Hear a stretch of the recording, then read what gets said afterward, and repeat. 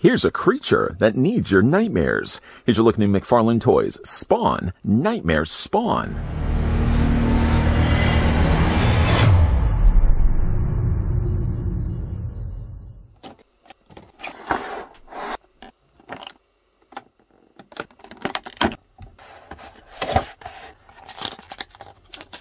The nightmare spawn has existed for thousands of years. The cunning creature discovered a way to cross the veil between our world and the world of dreams.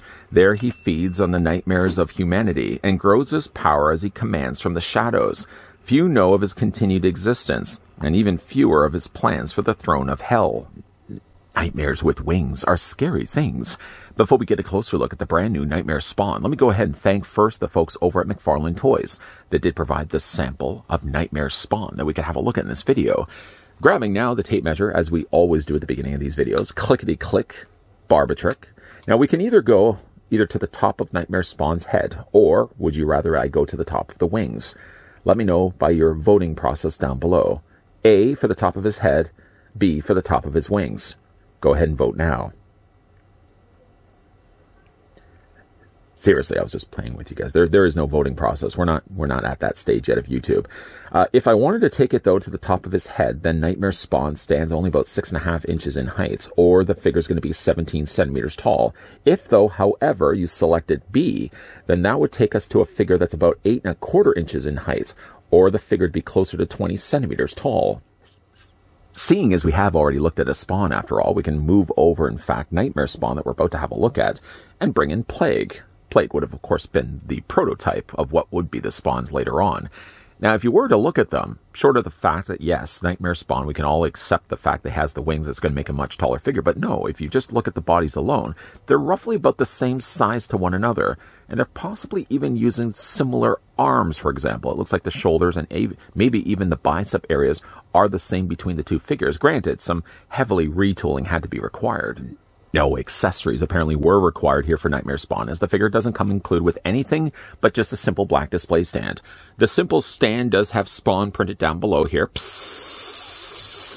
and does have one singular peg up top corner. Now, these stands normally would be fine for a figure you could go with or without them, but I think for a character like Nightmare Spawn, because there's so much weight, of course, behind his body with the sizing of the wings that he does, I would definitely recommend using the display stand. Not to mention as well, it also gives you a clever way of putting these in more creative-looking poses than having them standing so blah right now. Picking the figure up right now, it's a nice-looking figure, I will say. Sculpting does deliver exactly what I would want for Nightmare Spawn. It does, I feel, somewhat under-deliver in the paint department. First of which, let's get a closer look at the head sculpt here so you guys can see all the stellar sculpting that McFarlane's team have put into Nightmare Spawn. The thing, again, have to be very obvious to state, is that he's missing a lot of paint. The teeth, for example, short of me actually bringing it so close to the camera like this where you guys be able to see what's going on here, the teeth almost unfortunately get lost across the rest of the surface of the plastic. The teeth are slightly, it seems, to be a different color, but I think I would have even jacked that color just a little bit brighter so you'd be able to see it from a far enough distance.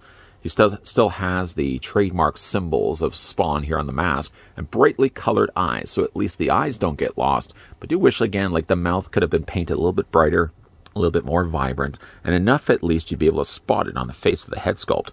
He does have all these, again, additional spikes. The spikes are actually one thing that's consistent across the entire body here of Nightmare Spawn.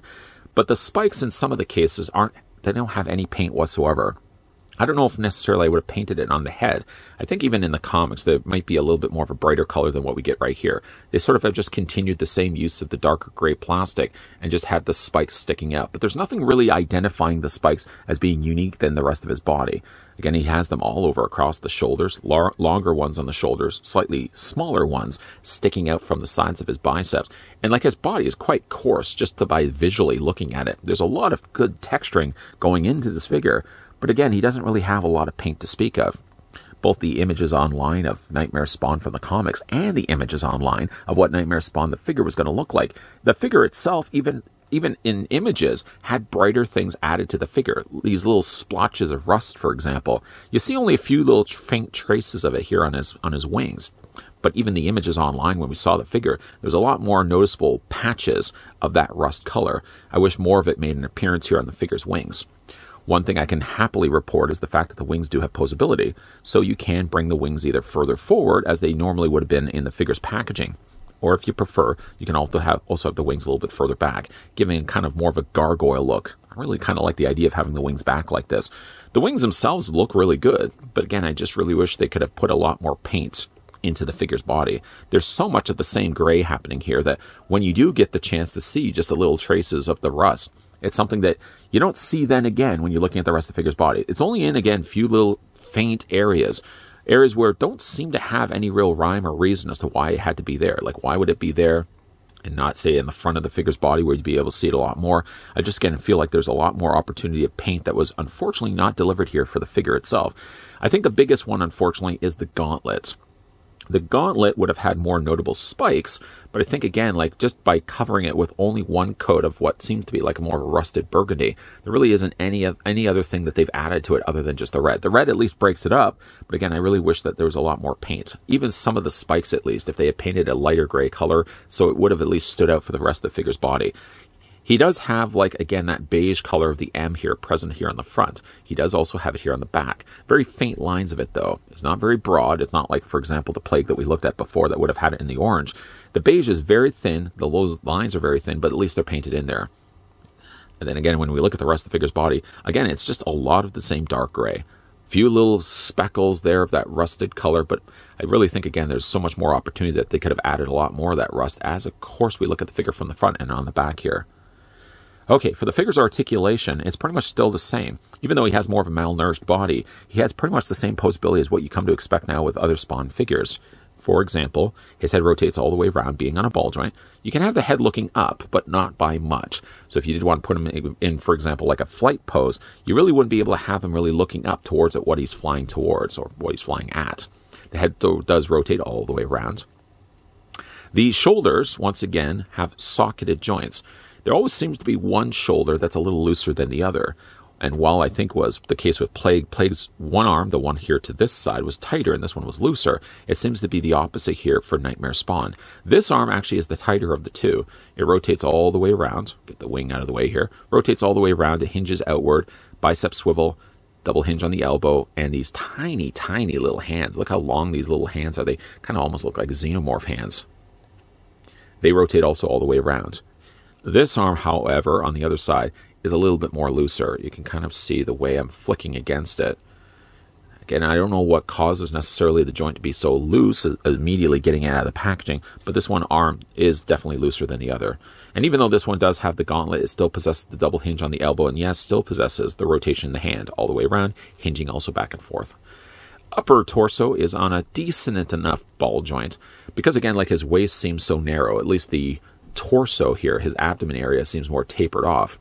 He does still afford a rotation in the top torso via the ball joint. He also has it in the lower torso, although it's a little harder to get in there because, again, he's got such a thinner looking waistline. The legs do split out, unfortunately, because they do have this part of his lower area not far enough down. You can kind of see a little more of the joints being visible. It doesn't really bother me all that much because it is a figure after all. Legs go forward, legs go back. There is, again, that slight swivel at the top there. Figure does possess a double hinge on the knee, and the whole time I'm doing that, I keep continuing to prick myself. Figure does have a hinge back and forth on the feet. There's a mild ankle pivot, not by much though, but like also these ankles. The thinness of the ankles and the way they've actually jointed them causes at least the feet on mine to be a little bit more looser. You can also see as well, he's got quite long feet as well. Very long toenail. Ooh, that would be cut. You might want to trim those, but he does have at least toe articulation. Yeah, you know, it's a good-looking figure. There's, of course, a few little shortcomings, unfortunately. From a construction standpoint, he looks good. He does have, granted, a little loose in the ankles. And granted, yes, he's a little loose in the one shoulder. But, like, from a design standpoint, he looks really good. From the cosmetic standpoint of what they've actually painted on this figure, overlooking, again, just the eyes and the mask area, overlooking the M that he has on the front of his chest, and overlooking the rusted red that he has on the one gauntlet. There really isn't any paint at all here on Nightmare Spawn. There's a few traces, yes, but I think there's definitely opportunity here that they could have added a lot more than what was already on the figure right now. In the sculpt department, Nightmare Spawn looks awesome. In the paint department, though, not so much. There is so much of the same gray that they use from head to toe, front to back, that I do wish that the figure had a little bit more of something else. They put a few little traces there of this rusted orangey red in there, but maybe some of the veins could be painted on the wings, for example. Certainly some of the spikes from all the shoulders spikes that he has on the front of his body and on the legs as well. Those would be all places I would have pointed out right away as places that need to have the paint.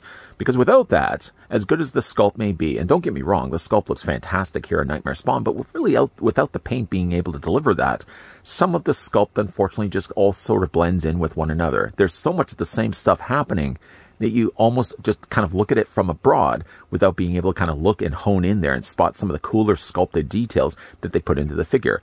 The figure, like I said, does deliver from a sculpt standpoint, but I do feel it somewhat under-delivers in the paint department. What do you guys think of Nightmare Spawn? Let me know down below in the comments section. And once again, a big thank you to the folks over at McFarlane Toys that did provide the sample of Nightmare Spawn that we could have a look at this video. Speaking of videos, here he goes again. Speaking of videos, if you don't mind me saying, if you like this video, why not hit with a like? It certainly helps the channel out. And as well, if you are new to this channel and you're enjoying the content that you guys are seeing, make sure you stick around by hitting that subscribe button down below and turning on the bell notification. We are also going to be looking at some more Spawn figures, so if that's the kind of thing that you guys like to see here on this channel, then stick around. Don't go anywhere. Well, do go other places. You're allowed to sleep. You're allowed to eat. But make sure you're coming back here at least on a regular basis to see that there's no videos that you guys are missing out on. As always, guys, thanks for watching. See you guys next time.